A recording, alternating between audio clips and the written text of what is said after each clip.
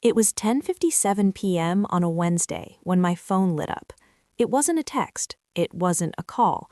It was an email notification from an address I hadn't seen in almost 6 years. Lauren, my sister.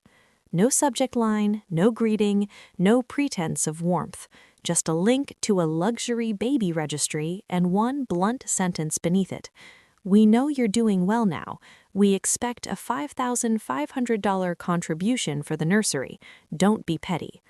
I stared at the screen, the glow lighting up the quiet kitchen of our home in Asheville, North Carolina.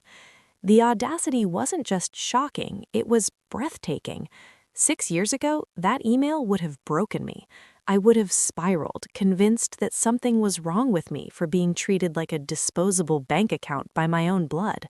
But the woman who used to cry on cold tile floors no longer exists.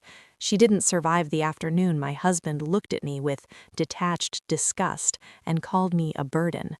I remember it with surgical clarity. I was 25, pregnant, and suffering from hyperemesis gravidarum. It sounds clinical, almost neat, but in reality, it was a slow erasure. I couldn't keep water down. I couldn't stand without dizziness folding my legs beneath me. My world had shrunk to the dimensions of our small Raleigh apartment, thick with the sour smell of crackers and bile. I was a mess because my body was at war with itself. When Daniel walked in that night, he didn't see a wife carrying his child. He saw a problem. He nudged an empty takeout container with his shoe and looked down at me curled on the couch. "You've completely let yourself go," he said. "You're embarrassing."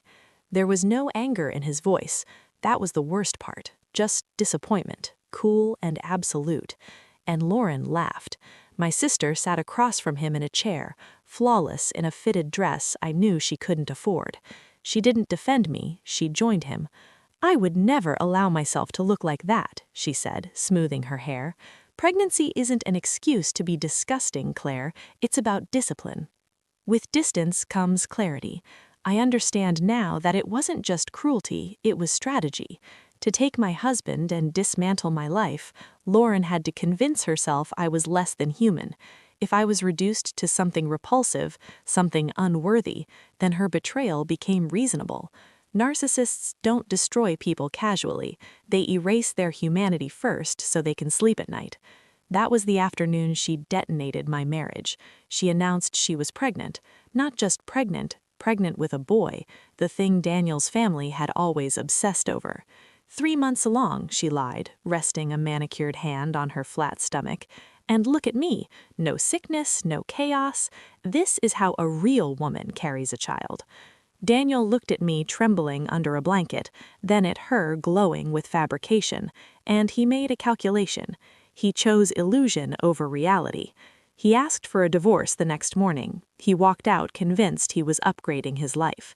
Reading her email now, demanding thousands of dollars for a nursery, I realized nothing had changed. She still didn't see me as a person. I was still a resource, a fallback, something to extract from when she needed to maintain appearances. She thought I was still desperate. She was wrong. I wasn't broken anymore. I was stable, and I was done absorbing impact. My thumb hovered over the block button. My body buzzed with that old reflex, the instinct she had programmed into me years ago. Disappear, avoid, yield. I was about to erase her from my phone when a hand gently covered mine. It was Mark, my husband. He didn't look heroic in that moment. He looked exactly like what he was, the managing director of a private risk advisory firm, calm, composed, analytical. He took the phone from my shaking hand and read the message. I waited for confusion, for anger, for questions. None came. He studied the screen the way someone studies a balance sheet that's already failed. "Lauren," he said quietly, tasting the name. "Give it back," I whispered. "I'll just block her."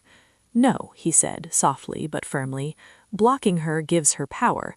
It suggests fear. We don't negotiate from fear." I told him she would escalate, that she always did, that she would find a way to hurt us. Mark looked at me through his glasses, his voice steady. "She can't hurt us. She doesn't have leverage. She has audacity. Audacity isn't currency. Facts are." He turned his tablet toward me. On the screen was a profile. Not social media, not family history. A financial dossier. Lauren's name sat at the top, followed by warnings stacked like red flares. I know her, Mark said quietly. Not because she's your sister, because her application crossed my desk 3 weeks ago. I stared at him. She applied for a platinum credit facility with our firm? It was denied in under 10 seconds. My breath caught. She's not wealthy, Claire, he said quietly. She's insolvent and desperate. He didn't delete the email. He didn't reply. He stared at it, calculating. We're not blocking her, he said. We're accepting the invitation. We'll see the nursery, and we'll respond in person. I shook my head. I don't have that kind of money. He smiled slightly. Neither do I. He picked up his briefcase. But I do have something she's earned. 2 weeks later, we pulled up to the gated entrance of Willow Crest Estates outside Charlotte, the kind of place that sold exclusivity while sitting on land that had once been marsh. The guard checked our names, then glanced at Mark's classic gray sedan, understated and fully paid off, before waving us through. When we reached Lauren's house, the contrast was immediate. A leased black SUV sat crooked in the driveway, still wearing dealer plates. The villa itself tried too hard. Columns that held nothing, a fountain that didn't run. It wasn't a home, it was a set. I stepped out of the car wearing pressed linen pants and a simple blouse, no jewelry except my wedding band. Lauren opened the door like she'd been waiting behind it, dressed head to toe in trend-heavy labels, makeup sharp enough to cut glass. You made it, she said, air-kissing near my cheek without touching. I was worried you'd get lost. This community can be confusing if you're not used to this level of security. We found it easily, Mark said smoothly, extending his hand.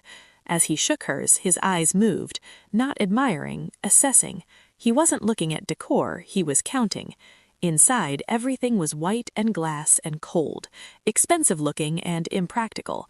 As I sat on the sofa, I noticed a small tag tucked under the cushion, a rental barcode, high-end staging company. Mark saw it too. Then Evan walked in. If Lauren was manic ambition, Evan was the cost. He looked older than his 33 years. His posture slumped, his skin dull. He didn't meet my eyes, murmured a hello toward the floor. So, Lauren said brightly, clapping her hands as she perched on an armchair, what do you think? Plenty of space for our little prince. He'll be carrying on the family name after all. She rested her hand on her stomach, exactly the way she had years ago. Evan's parents are thrilled. Everything has to be perfect. Her eyes swept over me, lingering. I see you're still modest with your style, Claire. Smart, I suppose, when money's tight. The insult landed flat. Years ago, it would have pierced me. Now it felt like watching someone recite lines they didn't understand. She couldn't see quality, only logos. We value practicality, I said calmly. Of course, she replied, but family values generosity. She extended her hand, palm up, eyes bright with expectation. Did you bring the contribution? The decorator needs the deposit tomorrow. Evan flinched. Mark stood. He didn't reach for a wallet. He opened his briefcase and removed a thick cream-colored envelope, heavy and deliberate. It looked official. Lauren's hand snapped around it, her fingers digging into the cardstock as she weighted it, already counting money that wasn't there. You didn't have to be so formal, she cooed, but I suppose when you're successful, generosity comes naturally. It does, Mark said evenly. Go ahead. Open it. Evan leaned forward, hope flickering in his tired eyes. Lauren tore the seal. The sound was sharp in the quiet room. She reached in, expecting cash. Instead, she pulled out a stack of documents dense with numbers and red ink. Silence. She flipped pages. Her smile collapsed. Color drained from her face. What is this? She whispered. A comprehensive financial statement, Mark said, sitting comfortably. You authorized it when you applied for credit. She dropped the papers as if burned. That's not money. No, Mark replied. It's reality. He pointed to the summary. $231,000 in unsecured debt, 6 maxed credit cards, 3 loans in default, and a lien on this furniture you haven't paid for in 4 months. Evan grabbed the papers, panic rising. Lauren, you said we were fine. "We are," she shrieked. "He's lying." "I'm not," Mark said calmly. "I'm the director who denied your application. Your credit line expired 90 days ago. You're insolvent." He stood, the room tightening around him. "You asked for a contribution. This is it. I'm not here to fund a nursery you can't afford. I'm here to reconcile accounts."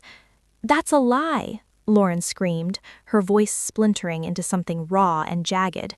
She lunged for the papers, trying to sweep them off the table, but they scattered across the floor, face up, numbers screaming the truth she couldn't erase. "Those are old accounts. I paid those off years ago. This is illegal. This is an invasion of privacy. I'll sue you."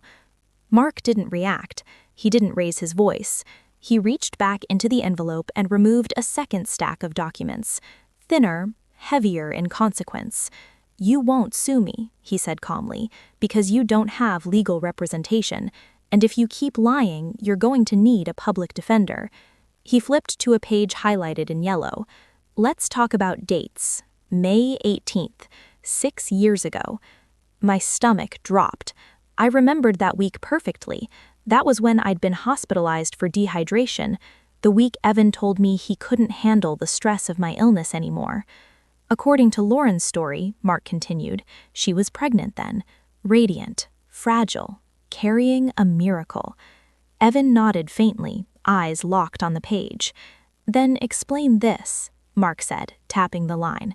"May 18th, 8:40 p.m., a $400 charge at Blue Harbor, sushi, raw fish, sake." Lauren froze. "May 19th, $300 at a wine distributor, Chardonnay." His finger slid down, and here, weekly charges to a weight loss clinic for appetite suppressants. He looked up. "These aren't the expenses of a pregnant woman. These are the receipts of a performance." Evan made a sound that barely qualified as human. "There was no baby?" he whispered. "You lied," he said, staring at her like she'd finally come into focus. "About everything." "It doesn't matter," Lauren shrieked, backing away. "That was years ago. We're married now." "You're not living," Mark corrected. "You're maintaining an illusion." He turned toward the window. "People like you think status can be purchased on credit, that if you wear the right labels and live in the right zip code, you become the role. But real wealth is quiet. It doesn't audition." He turned back to Evan. "There's one more document." He pulled out a single folded page, stamped and sealed. A hardship liquidation from the Carter Family Design Trust. Evan's head snapped up. That trust was locked. It was, until a medical emergency withdrawal was filed. Evan stared at the signature. "That's my name." "Forged," confirmed. "She liquidated your inheritance to pay interest on her debt." The room collapsed into silence. Evan looked at her with something lethal. "You stole my future." "I did it for us," she sobbed, unraveling. "You couldn't provide." Mark took my arm gently. "We're done." We didn't wait. As voices shattered behind us, we walked out past the leased SUV and into the warm Carolina night. The fallout was immediate. Divorce filed, charges pressed, the house repossessed. Lauren lives in a motel now. She's called me dozens of times. I let it ring. At home, Mark and I cooked dinner. Quiet. Real. He asked if I felt better. I thought about it. "No," I said. "I feel nothing." And that was the victory. Indifference. Peace. If this story stayed with you longer than the video itself, don't walk away. Subscribe. This channel is for people who actually feel what they hear. Share this with someone who needs to remember their worth.